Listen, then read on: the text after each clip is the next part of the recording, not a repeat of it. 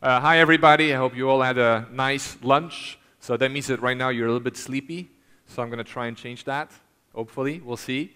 But I think it will be easy because I'm going to talk about something that I'm really, really passionate about. I'm really passionate about games. I've been passionate about games for a long, long time. I mean, that kid could be me. Actually, that kid was me. That's how obsessed I was with video games. You know, when my mom would come and say, hey, why don't you do something useful? Stop playing video games, go play outside. I would probably do that sort of thing. But then, what I should have told her is, now with all the insight and knowledge that I have, what I should have really told my mom is, Mom, you don't realize, games, they're going to be a $50 billion US industry. They're going to be huge. This is homework. I'm preparing my future here playing Nintendo, Silent Hunter and all that sort of stuff. This is really important. Just to put things into perspective, because people have talked about games a little bit today, the games industry today is bigger than the movies industry and the music industry put together. That's how big it is. That's how important it is. Okay, so you can see this little kid obsessed with games and all that sort of stuff, what's the result of that? So apparently I've ended up being a fairly normal adult, you'd say, kind of normal. I mean, we're pretty much defined by what Facebook tells about us. So, you can see that I'm fairly social. I've got about, in pictures, I've got about 3 people with me. I've got a lovely wife.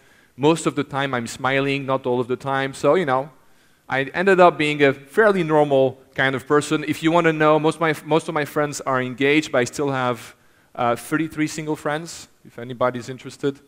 And for 4 of my friends, they say it's complicated, so you probably don't want to meet them. But that's kind of me. I'm a gamer. I'm a player. So I'm a normal person, yeah, let's say. It wasn't always the case. I mean, if you think about how video games were before, video games, they were really good at generating emotions. They've always been very good at generating emotions. That's why, they started being quite good. But they were really kind of like caveman emotions, very primary, basic emotions. I don't know if any of you were in an arcade room in the 80s or the 90s, people playing video games, you're like, oh, that was not a normal person. People were playing console games and all that sort of stuff, that kind of hardcore games. You have this image of the poor, lonely guy with his cat, in front of the TV screen for 3-4 hours, playing and playing and playing. It's a nice market, but it is kind of a niche market. Not everybody wants to be that guy. Yeah. So what has changed? Because the emotions that games were good at, they were good at with the primary emotions. Driving, horror, greed, sense of achievement, joy, fear, suspense, frustration. All these sort of emotions were emotions that you could get playing games. But now, it's more about social emotions. It's more about doing things together. And that actually didn't really necessarily start with Facebook and all that. That started with the Nintendo Wii. Okay, Nintendo Wii, where you saw a whole new class of people starting to play video games. People started playing video games in homes for old people, playing the bowling game. My grandmother started playing video games. So many, many more people started playing video games. And now, if you look at online games, it's a huge market. So it started with MMOs, and how many people know World of Warcraft here? World of Warcraft? Okay. How many people here play World of Warcraft, or used to play? How many people got their life ruined by World of Warcraft? Okay, you're okay. Oh, 1 person raised their hands. Very intense games, very strong investment, very hardcore. I mean, I know people who took a year off to be able to play World of Warcraft. But still, very big market. World of Warcraft reached sales of $1.4 billion, something like that. 14 million people play World of Warcraft at its peak. It's declined now to about 11 million people. So lots of people were playing those games. But the thing where it really started taking shape, as you all know, because Facebook is huge here, is with the very basic casual social games on Facebook. And this is actually an old stat, but I always found that funny is, I think there was like 40 million farms created on Farmville in 3 months And I think if you take the United States, it's like just a fraction of that in terms of real farms. I don't know if the number is 400,000 or 4 million, doesn't matter.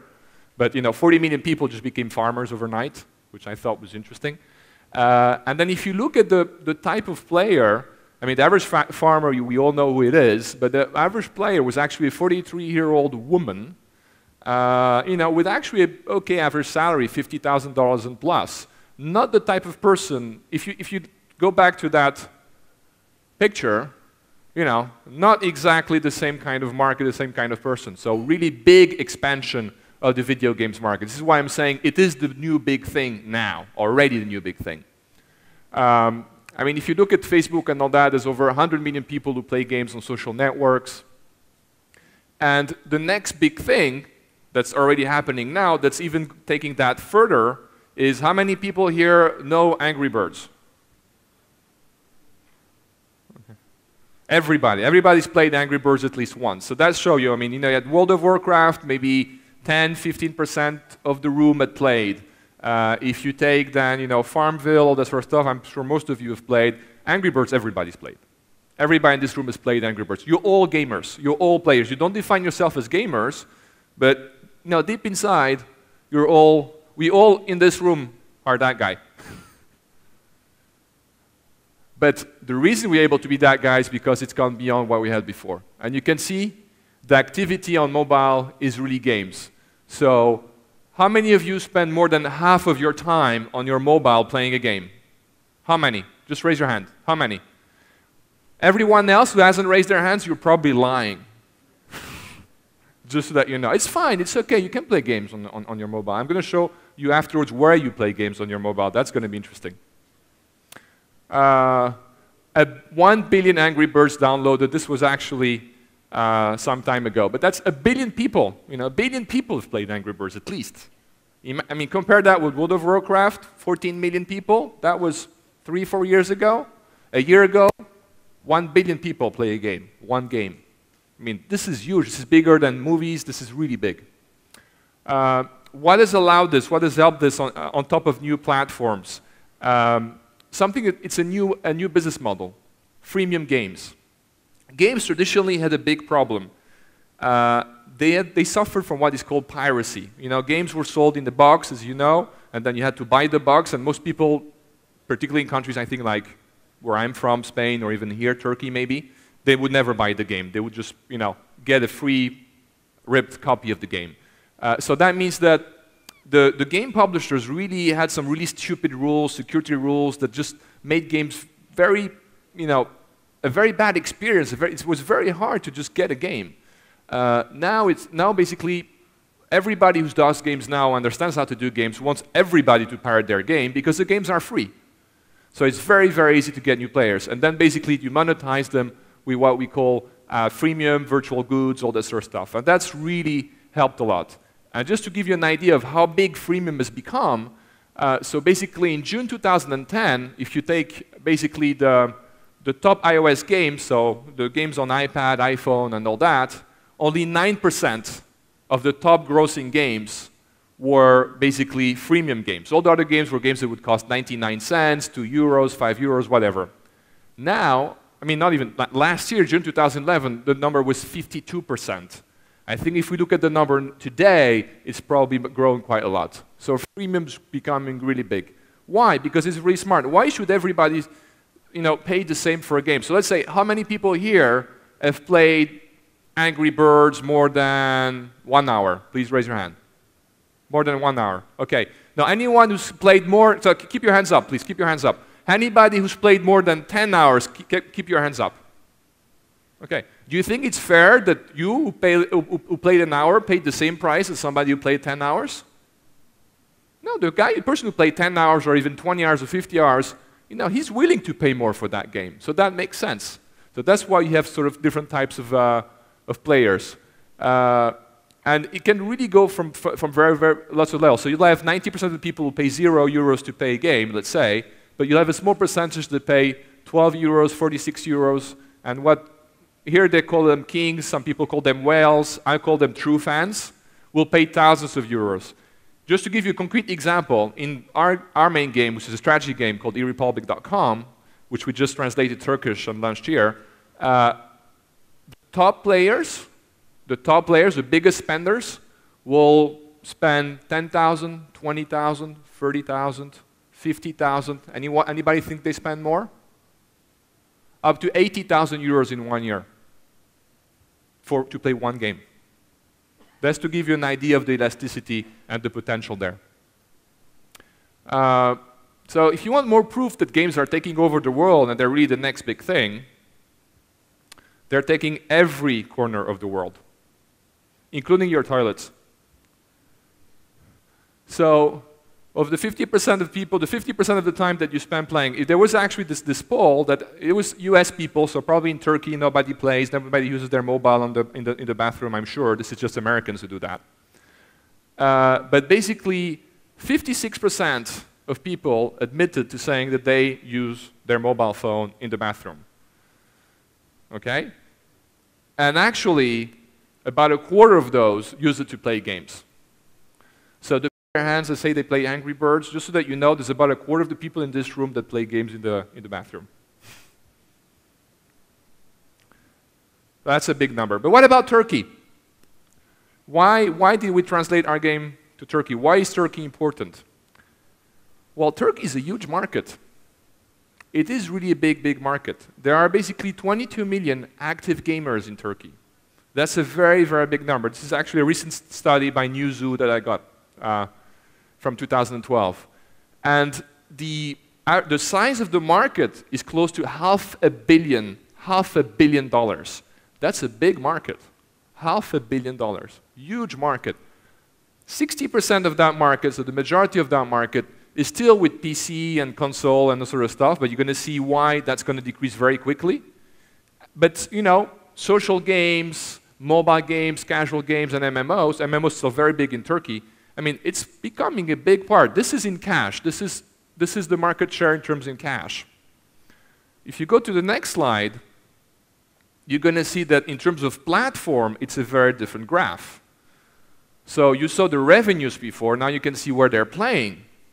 And actually, you can see that most of the players are playing on social networks. And then mobile's coming very strongly. If you look at this graph in the US, actually mobile is already above social networks. So you see social networks dropping and mobile going up. So clearly, this is a big change. And the other interesting thing that you can learn is from, you know, nerds playing in front of their PC or Amiga or Spectrum or whatever, to, you know, to like less nerdy, but, you know, teenagers with spots on their face playing on their console, to now people, you know, play on 4 different platforms on average. You know, they will play on their phone, they will play on their iPad, they might play a browser game on the PC, or they might even have a Wii at home. So on average, they will have 4 different platforms where they play games. Don't ask me about the 10% of crazy people who play across 7 different platforms. Even I don't do that. But this is just to give you an idea of the sort of platforms, the sort of, you know, numbers of millions of people who are playing on which platforms.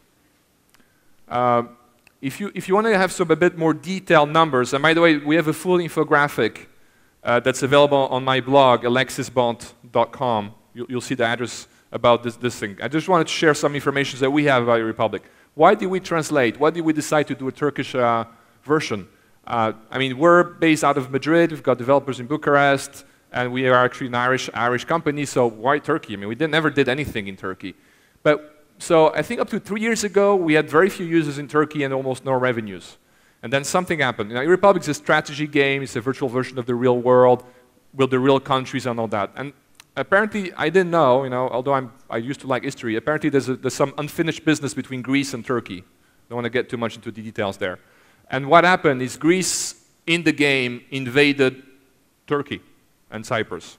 And so all of a sudden, we got a huge inflow of Turkish players that started playing into the game in English.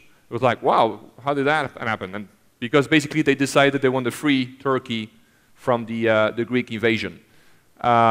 So we looked at that and we were fascinated, but we thought, but when the guys told me, oh, we have all these Turkish players on the platform, I was like, oh, that's great, that's fine, but we're never going to make any money from them, so it doesn't really matter.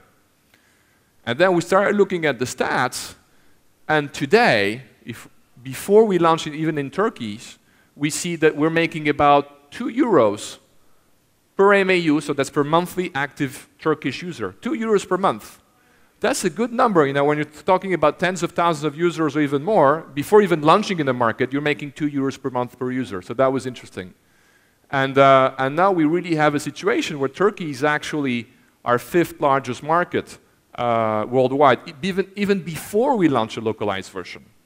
So that's why, you know, we've decided to launch a localized version. And another interesting thing about this could be because, you know, we still have a small presence in Turkey, but we launched today's the official launch, but actually we're in Turkish, the Turkish version was in beta for about a month, and we see that about half of the Turkish players still prefer to play in English, and the other half has decided to play in Turkish, which I thought was interesting. So that's small insights that for us are quite interesting. But end of the day, what I'm saying is games really, really huge and very, very interesting market, and Turkey is definitely a key market. If you want to get a full version of that infographic, you can go to alexisbonte.com, and this is how you can contact me if you like. Thank you very much. I'm out of time.